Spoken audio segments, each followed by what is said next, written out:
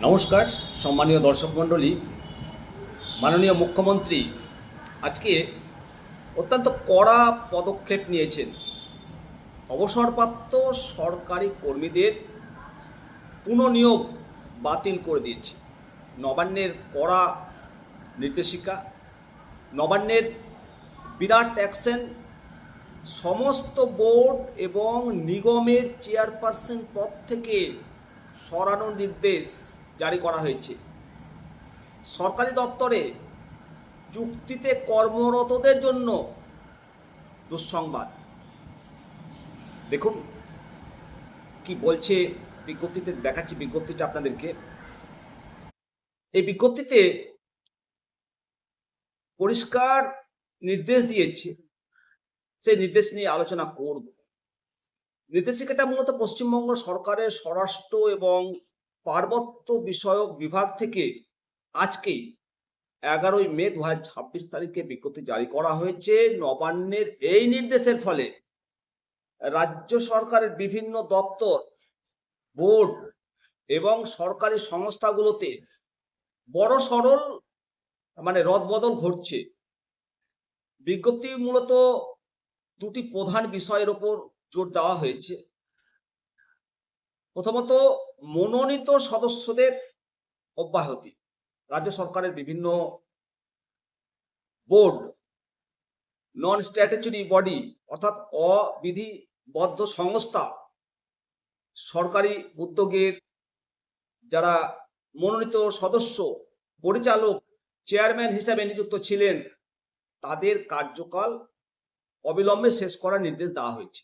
অর্থাৎ বিভিন্ন সরকারি কমিটির মাথায় যারা রাজনৈতিক বা মনোনীত ব্যক্তি ছিলেন, তাদের পদ ছাড়তে হবে। দ্বিতীয়ত, পুনর্নিয়োগ বা মেয়াদ বৃদ্ধি করে যে সমস্ত পদ দেওয়া হয়েছিল সেগুলো বাতিল। সব থেকে বড় খবর হলো, সরকারি দপ্তরের যে সকল আধিকারিক বা কর্মচারীর বয়স 60 বছর হওয়ার পর অবসর গ্রহণ করেছেন এবং তাদের আবার রি-এমপ্লয়মেন্ট বা চাকরির মেয়াদ বৃদ্ধি করে কাজ করছিলেন, তাদের বাতিল করার নির্দেশ দেওয়া হয়েছে। নবান্নের 110 নম্বর পক্ষ থেকে জারি করা এই চিঠিতে স্পষ্ট বলা হয়েছে যে উপযুক্ত কর্তৃপক্ষের অনুমোদন ক্রমেই এই সিদ্ধান্ত নেওয়া হয়েছে।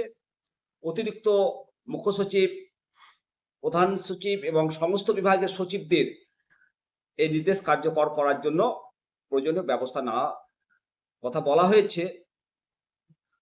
দর্শক মণ্ডলী, অবশ্যই এই যে বিজ্ঞপ্তি, এই বিজ্ঞপ্তির ফলে রাজ্য প্রশাসনের বিভিন্ন গুরুত্বপূর্ণ পদে যারা রিটায়ার্ড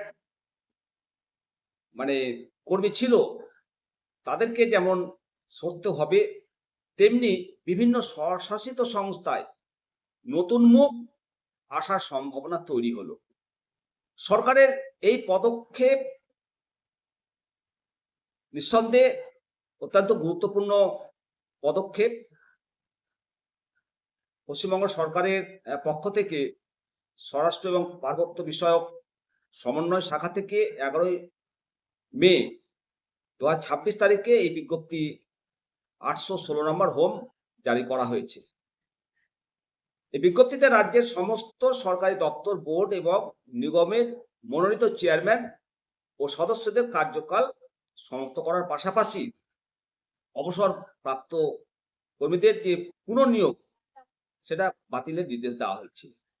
অবশ্যই আপনাদের মতামত কমেন্ট সেকশনে করবেন। ভালো থাকবেন। চলুন সবাই মিলে বলি, জয় হিন্দ, বন্দে মাতরম, ভারত মাতা কি জয়।